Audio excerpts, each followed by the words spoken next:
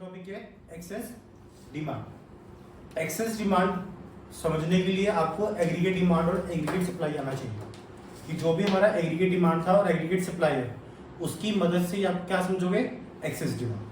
हमने according to कैजिन भी किया था, फुल एम्प्लॉयमेंट लेवल भी किया था कि वो सारे टॉपिक यहाँ पे मर्ज होके आएंगे। क्लियर? तो फर्स्ट टॉपिक क्या है, एक्सेस डिमांड। एक्सेस डिमांड का मीनिंग लिखो। एक्सेस डिमांड होता क्या है? Excess demand refers to when a situation aggregate demand is more than aggregate supply is called excess demand। कि जब भी तुम्हारी एग्रीगेट डिमांड एग्रीगेट सप्लाई से ज्यादा होगी तो उस केस में क्या होगा, तुम्हारा वो एग्रीगेट एक्सेस डिमांड बन जाएगा। काइजिन ने क्या बोला था कि जहां पर हमारी aggregate demand is equal to aggregate supply होगी वो क्या होगा, मेरा फुल एम्प्लॉयमेंट लेवल। यहाँ पे एक्सेस डिमांड जब होगी जब मेरा एग्रीगेट डिमांड एग्रीगेट सप्लाई से क्या है, ज्यादा है और फुल एम्प्लॉयमेंट लेवल से ग्रेटर देन। ठीक है, तो यहां पर क्या बनेगा, नया इक्विलिब्रियम बनेगा। तो डायग्राम देखो कैसे बनेगा इसका। इसको हम बोलते हैं ओवर एम्प्लॉयमेंट। क्या बोलते हैं इसको? Over employment. और साथ ही साथ हम इसको बोलते हैं इन्फ्लेशनरी गैप। क्या बोलते हैं? Inflationary gap. पेपर में क्वेश्चन आता है what do you mean by excess demand. ये भी आ सकता है और ये भी आ सकता है, डिफाइन इन्फ्लेशन गैप। क्या आ सकता है? Inflation gap. और जो इन्फ्लेशन गैप होता है वही हमारा एक्सेस डिमांड है। क्लियर? तो कंफ्यूज मत होना, inflation gap is equal to excess demand. इसका डायग्राम देखो।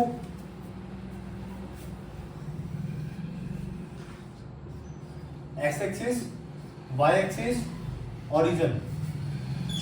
This is aggregate supply. Aggregate supply कैसे बनती है? C plus S. उसके बाद बनता है मेरा AD. AD means C plus I. अब जो मेरा फुल एम्प्लॉयमेंट लेवल होगा वो एग्रीगेट डिमांड से थोड़ा ऊपर बनेगा। यहाँ पे इसने इक्विलिब्रियम बना दिया मेरा। क्या बना दिया इसने? इक्विलिब्रियम बन गया मेरा यहाँ पे।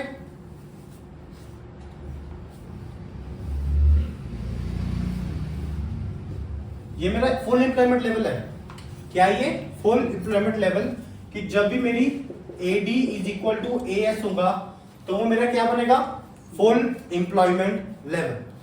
बट ये मेरा क्या है, aggregate demand more than aggregate supply.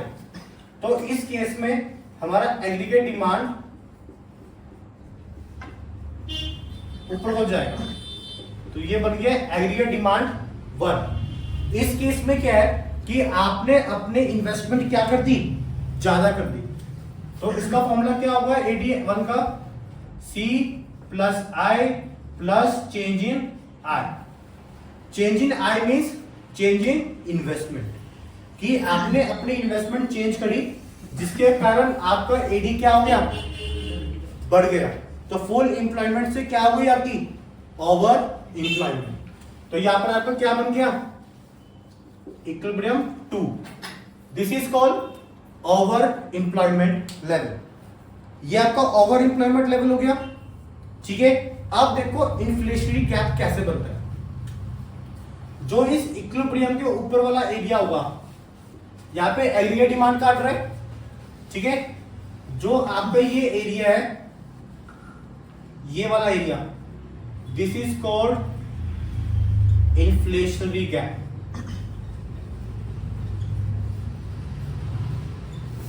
ठीक है, जो आपका ये वाला एरिया है एग्रीगेट डिमांड का ऊपर वाला, तो ये एरिया क्या होगा आपका, इन्फ्लेशनरी गैप।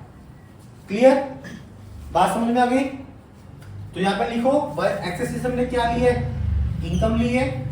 यहाँ पे एग्रीगेट डिमांड और एग्रीगेट सप्लाई ली। क्लियर?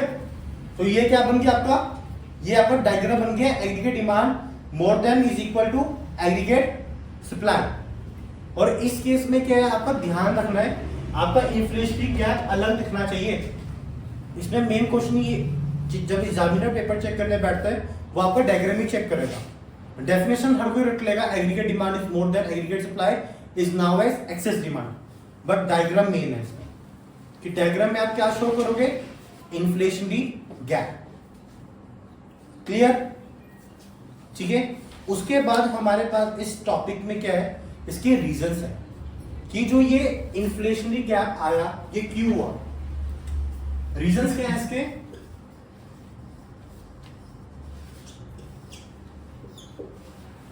फर्स्ट रीजन है हमारा इसका rise in the APC.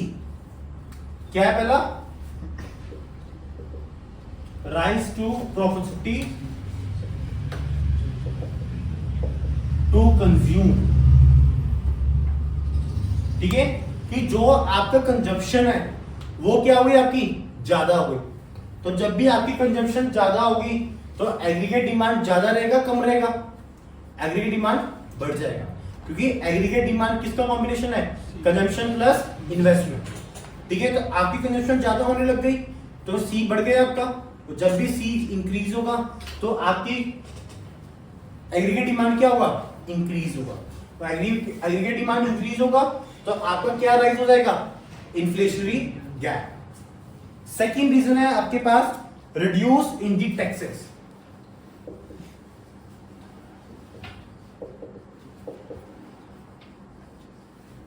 Reduce in the taxes, government ने क्या करा, आपके टैक्सेस कम कर दिए।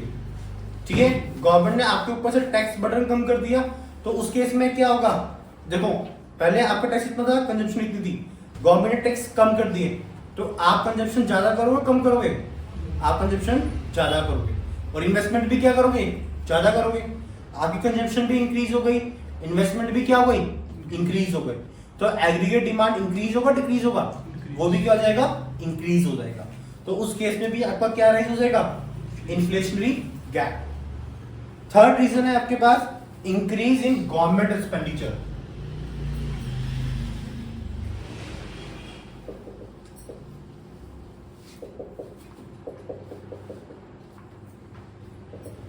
Increase in government expenditure. Government expenditure में क्या है कि अब गवर्नमेंट गुड्स एंड सर्विसेज की डिमांड क्या कर देगी, इंक्रीज कर देगी। गवर्नमेंट खर्चा कर रही है एक्सपेंडिचर करने में, जो पब्लिक गुड्स बनाना चाहती है, तो आपके गुड्स एंड सर्विसेज क्या हो गए, बढ़ गए, डिमांड बढ़ गई। आप इन्वेस्टमेंट ज्यादा करोगे कम करोगे, इन्वेस्टमेंट ज्यादा करो क्योंकि आपने गवर्नमेंट का ऑर्डर पूरा करना है। तो जब भी आपकी इन्वेस्टमेंट चेंज होगी तो एक्सेस डिमांड होगा कि नहीं होगा, होगा, क्योंकि आपकी एग्रीगेट डिमांड क्या हो गई, ज्यादा हो गई। क्लियर? फोर्थ रीजन है इसमें डेफिसिट फाइनेंसिंग।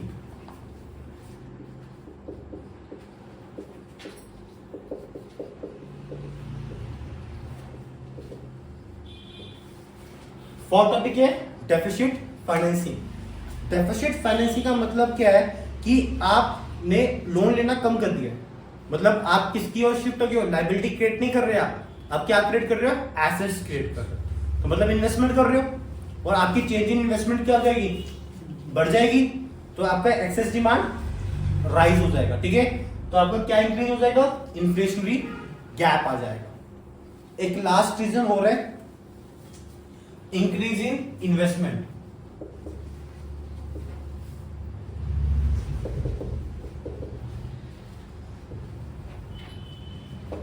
ठीक है, इंक्रीज इन इन्वेस्टमेंट क्या बोलता है एक्सेस डिमांड के केस में कि देखो जब भी हम एग्रीगेट डिमांड निकालते हैं तो हमारा क्या होता है, सी प्लस आई। मान लो मेरी कंजम्पशन थी 50, इन्वेस्टमेंट भी 50, तो एडी कितनी आई मेरी 100। अब मैंने अपनी इन्वेस्टमेंट को क्या कर दिया, बढ़ा दिया, तो मेरी एडी कंजम्पशन 50 है, इन्वेस्टमेंट मैंने 70 कर दी, तो मेरा एडी कितना आ गया 120। इस 100 से एडी क्या हो गया मेरा, इंक्रीज हो गया। तो मेरा एडी का डायग्राम कैसे बनेगा, ये 100 का एडी है और ऊपर वाला 120 का एडी। तो मेरी इन्वेस्टमेंट इंक्रीज होने के कारण मेरा क्या राइज हो गया यहाँ पे, इन्फ्लेशनरी गैप। कि इस तरह गवर्नमेंट की जो मार्केट में इंडियन इकोनॉमी में इन्फ्लेशन चेक की जाती है, ऐसे चेक की जाती है कि आपकी इन्वेस्टमेंट ज्यादा कितनी कर रहे। आज की डेट में हमारे इंडिया में इन्फ्लेशन चल रहा है, क्या चल रहा है? इन्फ्लेशन गैप बहुत ज्यादा है, 6.4% इन्फ्लेशन गैप चल रहा है इंडिया में। जितना होना चाहिए aggregate demand aggregate supply equal उतना नहीं है, बट एग्रीगेट डिमांड ज्यादा है कि लोग कंजम्पशन भी ज्यादा कर रहे हैं और लोग इन्वेस्टमेंट भी ज्यादा कर रहे हैं, क्योंकि लोगों के पास पैसा मनी पावर ज्यादा है। जब भी लोगों के पास मनी कैपेसिटी होगी तो मार्केट में क्या होगा? इन्फ्लेशन गैप होगा, ठीक है। और जब भी लोगों के पास पैसा नहीं होगा तो वो किस में चेंज हो जाएंगे? डेफिसिट डिमांड में चेंज होगा। तो मेनली हमारे पास ये 5 रीजन है जिनके कारण हमारा इन्फ्लेशनरी गैप क्या होता है? राइज होता है। क्लियर? बात समझ में आ गई? आपको जो पेपर में क्वेश्चन आएगा 4 नंबर में आएगा, explain excess demand, what about the reasons and how to overcome. ठीक है, कि जो ये रीजंस है इसकी वजह से आपका इन्फ्लेशनरी गैप बढ़ रहा है, बट अब आपको इन्फ्लेशनरी गैप कंट्रोल भी तो करना है, ठीक है। अब गवर्नमेंट इन्फ्लेशन के साथ तो जी नहीं सकती, गवर्नमेंट इन्फ्लेशन के साथ जिएगी तो जो उसकी ऑपोजिशन पार्टी होगी उनका जीना हराम कर देगी। तो उनको क्या करना है? डिफरेंट मेथड्स उन्होंने यूज किए हैं, किसको कंट्रोल करने के लिए? एक्सेस डिमांड को कंट्रोल करने के लिए, ठीक है। तो नेक्स्ट टॉपिक क्या है हमारा? How to overcome inflationary gap या एक्सेस डिमांड।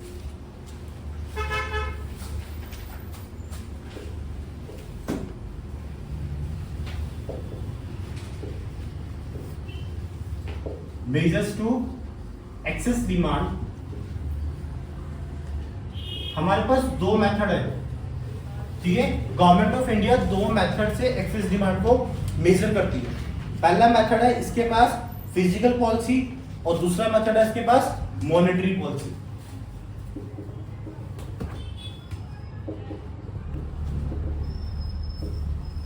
फिजिकल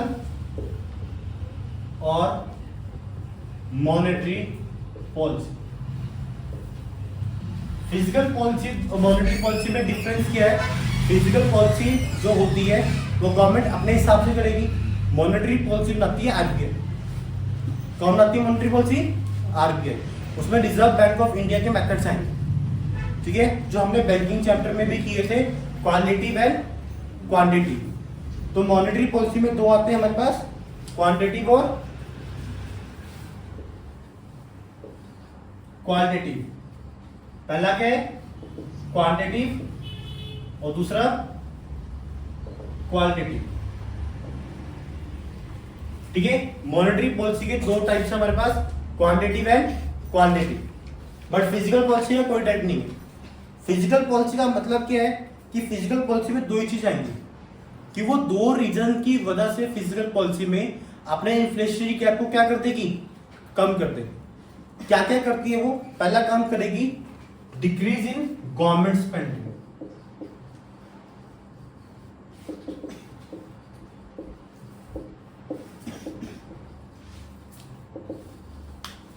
फर्स्ट चीज क्या करेगी वो? गवर्नमेंट अपनी स्पेंडिंग क्या कर देगी? कम कर देगी। अब गवर्नमेंट ने देखो ध्यान से समझना ये चीज है क्या। अब गवर्नमेंट ने डिमांड कम कर दी अपनी, मतलब वो तुमसे ना गुड्स मांग रही है, तुमसे सर्विसेज मांग रही है। क्या तुम इन्वेस्टमेंट करोगे? क्या तुम कंजप्शन करोगे? नहीं करोगे। ना तुम कंजप्शन कर रहे हो ना तुम इन्वेस्टमेंट कर रहे हो। जितनी तुम्हें जरूरत है तुम उतनी कंजप्शन एंड इन्वेस्टमेंट कर रहे हो, पर तुम एक्स्ट्रा कंजप्शन और एक्स्ट्रा इन्वेस्टमेंट नहीं करोगे। तो उस केस में तुम्हारा चेंज इन एग्रीगेट डिमांड किसमें कंट्रोल हो जाएगा? Aggregate demand. तो उस केस में आपकी कंजप्शन कम हो जाएगी और इन्वेस्टमेंट भी क्या हो जाएगी? कम हो जाएगी। क्लियर? तो पहला फिजिकल पॉलिसी में होता है decrease in government spending. Second वो क्या कर रही है गवर्नमेंट कि आपके ऊपर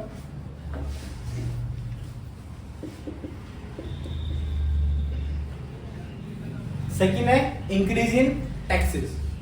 इंक्रीज इन टैक्सेस क्या होते हैं? अब गवर्नमेंट ने टैक्स बढ़ा दिए। रीजन क्या था? वो रिड्यूस कर रहा था कि जब वो टैक्स कम करेगा तो आपका इन्फ्लेशन गैप बढ़ जाएगा, जब वो टैक्स को इंक्रीज कर देगा तो आपका इन्फ्लेशनरी गैप क्या हो जाएगा? डिक्रीज हो जाएगा। क्लियर? इस बात को ध्यान रखना कि जब भी टैक्स बढ़ेंगे तो इन्फ्लेशन गैप कम होगा, जब भी टैक्स कम होंगे इन्फ्लेशन गैप ज्यादा होगा।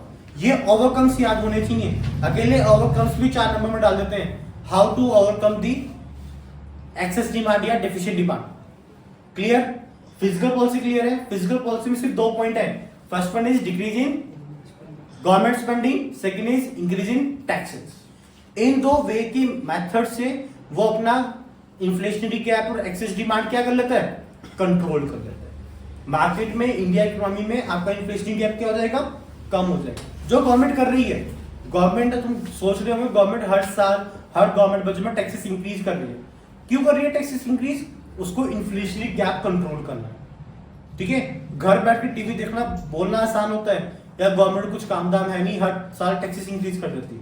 वो कोई अपनी मर्जी से नहीं कर रहे, जो उनके सामने रूल्स दिख रहे हैं वो उसके अकॉर्डिंग रूल्स लगा रहे हैं कि जब भी मार्केट में इन्फ्लेशनरी गैप होगा तो वो टैक्सेस क्या करेंगे? इंक्रीज करेंगे, ताकि आपका इन्फ्लेशनरी गैप क्या हो जाए? कम हो जाए। क्लियर? उसके बाद नेक्स्ट है इसमें मॉनेटरी पॉलिसी। मॉनेटरी पॉलिसी में 2 है, क्वांटिटेटिव और क्वालिटेटिव। क्वांटिटेटिव मेथड में क्या बोलता है? सबसे पहले आएगा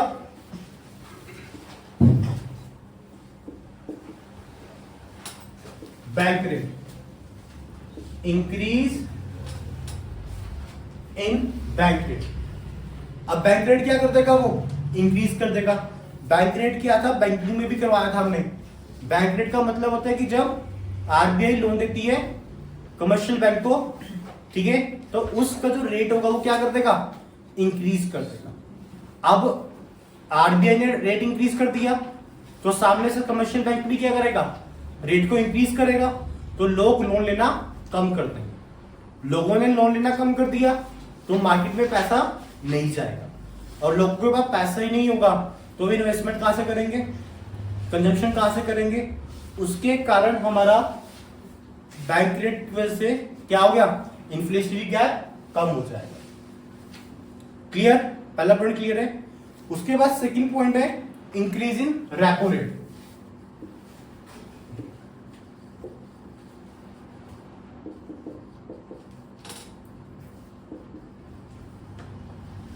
second option is increase in repo rate. Repo rate में क्या है कि देखो, रेपो रेट में भी आरबीआई कमर्शियल बैंक को लोन देती है, बैंक रेट में भी आरबीआई कमर्शियल बैंक को लोन देती है, बट एक चीज में शॉर्ट टर्म के लिए और एक चीज में लॉन्ग टर्म के लिए। तो रेपो रेट में भी ऐसा ही होगा, उसने रेट इंक्रीज कर दिया, कमर्शियल बैंक इंक्रीज कर देगा, और लोन का रेट हाई होगा डिक्रीज होगा? हाई हो जाएगा। लोग लोन लेने से पीछे हो जाएंगे। अब लोगों के पास मनी पावर क्या हो गई? कम हो गई। लोगों की कंजप्शन क्या हो गई? कम। इन्वेस्टमेंट भी क्या हो गई? कम। तो एग्रीगेट डिमांड भी क्या हो जाएगा? आपका नीचे शिफ्ट हो जाएगा, और उस केस में हमारा aggregate demand is equal to aggregate supply बन जाएगा, और मार्केट से इन्फ्लेशनरी गैप क्या हो जाएगा? गायब हो जाएगा। क्लियर? थर्ड है आपके पास increase in reverse repo rate. Increase in reverse repo rate. Reverse repo rate का मतलब क्या होता है कि अब कमर्शियल बैंक आरबीआई को लोन देगी, ठीक है, आरबीआई को पैसे की जरूरत नहीं है, आरबीआई का पैसा है, बट वो लोन लेती कि वो कमर्शियल बैंक से, ताकि मार्केट में इन्फ्लेशनरी गैप कंट्रोल कर सके। आरबीआई कमर्शियल बैंक को बोलेगी कि आप मार्केट में 12% पे लोन दे रहे हो, आप मुझे 15% पे लोन दे दो, ठीक है। तो कमर्शियल बैंक क्या करेगा? वो मार्केट में लोन नहीं देगा 12% पे, किसको लोन दे देगा? आरबीआई को। तो उसने सारा का सारा पैसा आरबीआई को दे दिया, मार्केट में पैसा गया ही नहीं, तो लोगों की मनी पावर क्या हो गई? कम हो गई, और इन्फ्लेशनरी गैप क्या हो जाएगा? कम हो जाएगा। क्लियर? नेक्स्ट पॉइंट है आपका इसमें सेल ऑफ सिक्योरिटी। क्या कर देगा? Sale of security. अब आरबीआई अपने शेयर्स, डिबेंचर्स, बॉन्ड्स क्या कर देगा? सेल आउट कर देगा, कि ताकि लोग उनसे वो शेयर्स, डिबेंचर्स बाय कर ले, वो सारा पैसा कहां चला जाएगा? आरबीआई के पास, और उस केस में तुम्हारी एग्रीगेट डिमांड क्या हो जाएगी? कम हो जाएगी, और मार्केट से इन्फ्लेशन क्या है? गायब। लास्ट पॉइंट क्वांटिटी मेथड का, increase in LRR.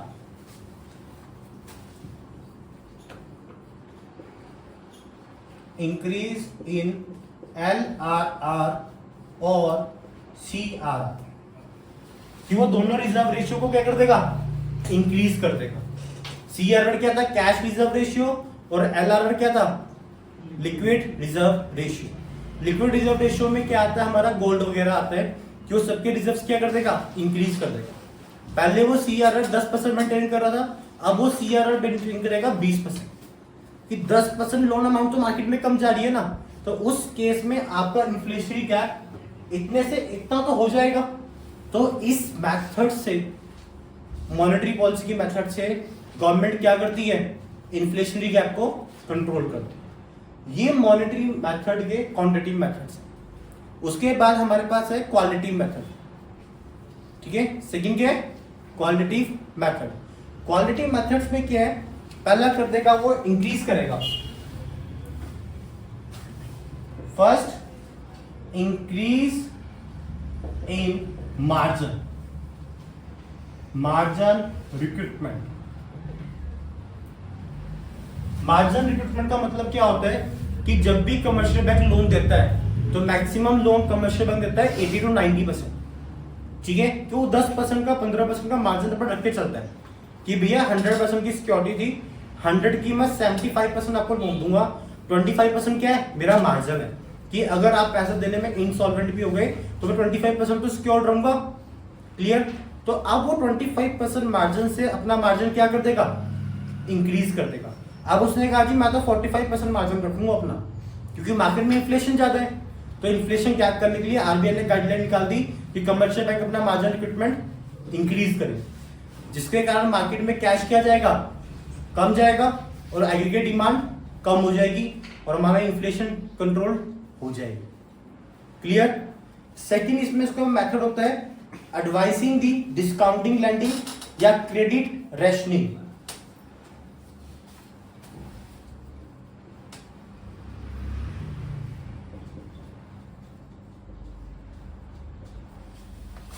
Credit rationing होता है उसके पास, और एक लास्ट है advance in discounting lending. Advance in discounting lending, ये लास्ट दो मेथड है उसके पास क्वालिटी में। इस केस में वो क्या करता है कि आपका प्रोविजन मेथड होता है, उस केस में क्या मतलब उसका, कि सेंट्रल बैंक कमर्शियल बैंक को परमिशन देता है या उनको रिस्पॉन्सिबिलिटी देता है कि आप मार्केट में इतने परसेंट से ऊपर लोन नहीं दे सकते। तो उस केस में क्रेडिट रेशनिंग लगा देता है कि जैसे मार्केट में, जैसे आजकल की आपको पता होगा सिंबल स्कोर बोलते हैं, जिसका सिबिल स्कोर अच्छा होगा उसको ही लोन मिलेगा, जिसका सिबिल स्कोर खराब होगा उसको लोन नहीं मिलेगा। वो किसकी गाइडलाइंस है, आरबीआई की। आरबीआई ने कमर्शियल बैंक में लगाई, कमर्शियल बैंक उस गाइडलाइंस को क्या करती है, फॉलो करती है। तो उस केस में वो क्रेडिट रेशनिंग काम करती है कि जितनी आपकी क्रेडिट वर्दीनेस बनती है उतना ही आपको लोन मिलेगा। तो जब भी मार्केट में इन्फ्लेशन होगा वो क्रेडिट वर्दीनेस को क्या कर देगा, इंक्रीज कर देगा, जिसके कारण लोगों को लोन कम मिलना शुरू हो जाएगा और हमारा इन्फ्लेशन गैप क्या हो जाएगा, कंट्रोल। क्लियर। तो हमारे पास ये मेथड्स हैं फिजिकल पॉलिसी और मॉनेटरी पॉलिसी के, जिन दो मेथड से हम अपना इन्फ्लेशनरी गैप क्या कर सकते हैं, कंट्रोल कर सकते हैं। क्लियर।